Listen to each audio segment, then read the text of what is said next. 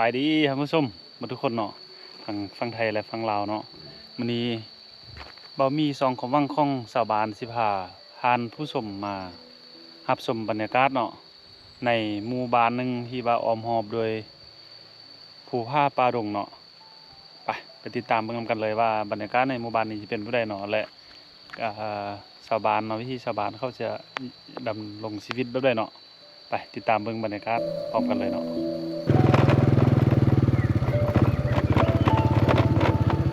ในทุ่งนานี่ก็จะแม่นเขาให้ของประชาชนในหมู่บ้านนี่เนาะกำลังงามสายธรรมมันกินผ้าเลยนี่งามลายในเดชยาเอานี่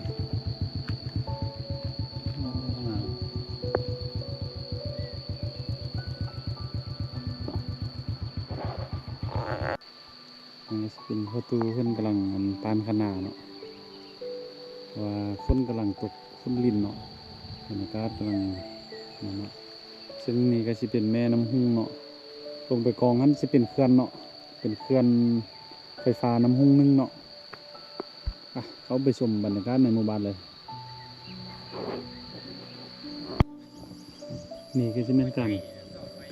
นั่นเนาะข้ามเพียกจะใส่เสือข้างเนาะใส่เสือข้างนิ่งข้ามนำเนาะจะตอกหลักไปเบื้องนั้นเบื้องนี้เลยใส่เสือข้างมัดฝั่งนั้นฝั่งนี้แล้วก็เอามาหิ้นมัดใส่ตามเสือกแล้วก็เอาเบ็ดนั่นเนาะแค่นเบ็ดใส่ตามเสือกข้างดึงข้ามนำเนาะบ้านห้องจะการข้ามเพียกเนาะนี่เนาะน้ำคุ้นน้ำนองนี่ก็เห็นแบบนี้แหละจะได้ปลาได้สนิทนั่นแหละไปจีได้เดินทางก็ไปเบิ่งที่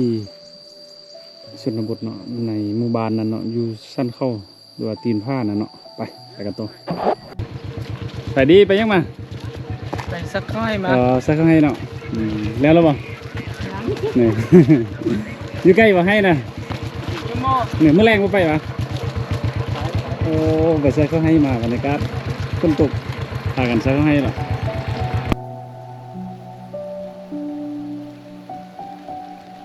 บรรยากาศฝนกำลังย่อยเนาะนี่เนาะอากาศมันสุดยอดเลยถ้าบ่มีหมอกจะเห็นเนาะผู้ตัวนี้จะสูงเนาะผ้าตัวนี้เนาะจะสูงบรรยากาศดีติดกับหมู่บ้านเลยตัวนี้จะเป็นระบบใช้ส่ง500ของเขื่อนน้ำคลองเนาะที่ว่าส่งออกไปประเทศไทยเนาะนี่จะเป็นส่วนมันต้นและส่วนหญ้าบอนเลี้ยงงัวของประชาชนเนาะ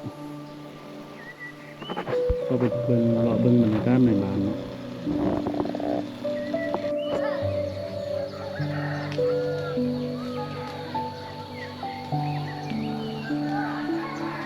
บรรยากาศหมู่บ้านกลางภูเขาเนาะนิดหน่อยสำเนียง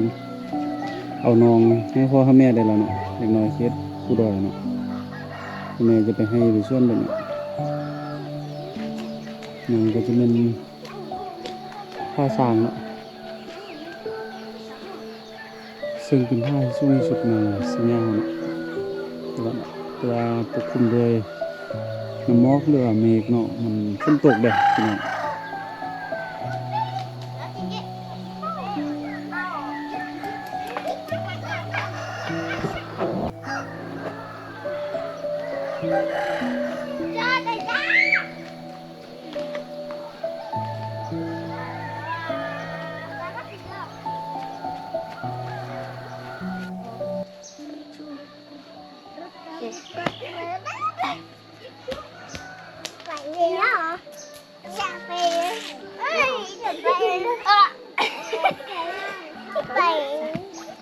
มักยังไงหน่อย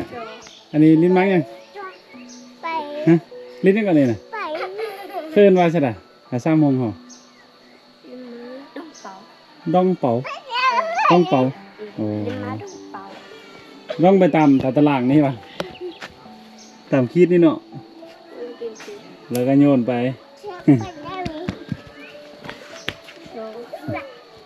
น้องเป่ามันบ่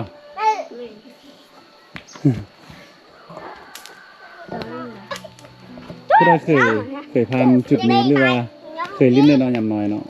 ดองเป่าซามุง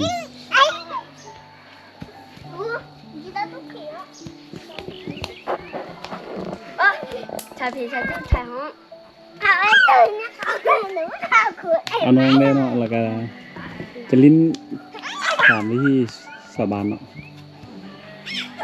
ซ้ำเหนียวน้องให้แม่ได้แล้วเด้อ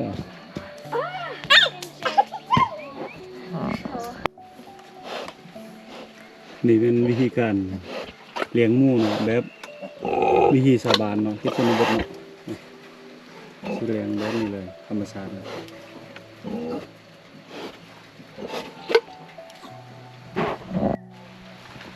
สบายดี สวัสดี เลยอ๋อนี่อันเอ่ยเฮ็ดจังเนาะ เฮ็ดผ้าเจียลุ อ๋อพาเจลูกเนาะ เออ เฮ็ดอันพาเจียเนาะ ผ้าเจียเนี่ย เราต้องได้เซล เสียเพิ่นมาเยอะเท่านี้นี่จบว่าอัน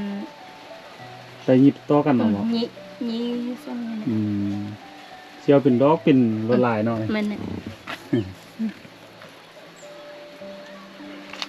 ตัวแล้วก็มีป่ะ มี นี่เข้าเบิ่งเด้อ เออ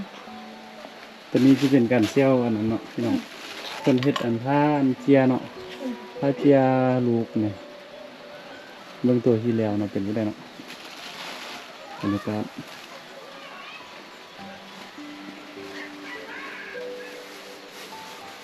ลายสีเนาะไฟเนาะมีลายสีเนาะแล้วแต่เพิ่นมักสีหยังก็ใส่เลยนี่ตัวนี้แล้วบ่ ตัวนี้เจียแล้วสันนี่ ลำยุ่งเนี่ย น่าจะเด็ดเนี่ย ตัวนี้แล้วเนาะ ตัวนี้เรียบ งามเนาะโอ้ยาวเคียเราเอาลูกใส่บนได้ โอ้รู้มาเซอร์นี่นะ มีห้องเนี่ย เออ เป็นห้องว่ะ เซอร์นี่นะเราอันนั้นเราตอนนั้นโอ้ก็โอ้เลยใช่ไหม ลอง เดี๋ยว เบิ่ เรา งเด้ ก็ อ ให้สันนี่นะ เออ ให้สันนี่เด้ให้สันนี่นี่ มั เจีย ด เด้ ใส่เคียเราทางนั้นทางล่างทางโจมบ่เนาะมัดใส่อันแค่นนี้เนาะ มาสักขึ้นนี่เจียเฮเวียนะ เจียเฮ็ดเวียกก็ได้เนาะ ให้ไว้เจียเฮเวียเด็กก็ไปให้ไปซุ่นเลย คณะพระเจียยังงามเนาะงามได้คันสมมุติว่าค่ายนี่ขึ้นเท่าไหร่ ซุ่นนี่ซุ่นเซ่ ขึ้น2เส้นเนาะโอ้ ให้ได้อันนี้ซุ่นนี่ซุ่นเซ่ ขึ้น2เส้นกีบเนาะคันตกเป็นเงินบาทก็สิแม่น300กว่าบาทหรือว่า300บาทนี่แหละเนาะ ให้ก็เสียได้แล้วแต่ยุมบ้านเนี่ยเขาซื้อไล่ขึ้นไปเจียรู้แล้ว ก็โอ้เฮ็ดนำบ่ทันเลยแหละเนาะภาษามุงเนี่ยเฮาว่าสิได้อันพระเจียนี่ พระเจียแล้วซึ่งมื้อนี้ก็เงีย เนี่ย ได้เงีย ได้เนี่ย เงียมีอยู่อ๋อ ก็ว่าพระเจียรู้ เจียลูกเนาะเด้อโอ้งามเฮ็ดลายสีบ่หรือว่าเฮ็ด เห็นไล่เสีย อ๋อแล้วแต่ผู้มักเนาะเขาจะเลือกเอาเนาะ แม่เนี่ยมาให้คนเบิ่งแล้วเขามาตึ้งแต่เขาบอกเอา เสียบ่มันจากมือแล้วนี่นะ ตังเซี่ยวนี่ ให้เวียให้นี่ก็บ่ได้หนัก มือนับเนาะ แต่ว่าก็บ่หั่งบ่เขาเดือนนี่ก็ได้แต่4ฟื้น เดือนหนึงบ่ฮอดเดือนนี่ได้ฮอด4พื้นเนาะอ๋อพื้นหนึง2เส้นกีบพี่น้องประมาณเดือนหนึงนี่ก็คันตังเซี่ยวนี่ก็มีได้เนาะ7-8พื้นเนาะ แต่ค่อยก็ พื้นหนึง300กว่าบาทพี่น้องไปเฮ็ดให้เฮ็ดสวนได้วางเขาก็เซี่ยวเนาะฝนตกมื้อนี้บ่ไปให้เนาะ ฝนตกนี่ก็ได้ฮอนไลน์นี่ก็บ่ได้ไปให้ไปส่วนนี่ก็อยู่นี่ก็เสียวไปสิ เนาะวางแล้วก็เซี่ยว วางนี่ เอาเวลาวางมาเฮ็ดเนาะก็อืม ให้แต่เวลาว่าง ก็ขอบใจเด้อ เออ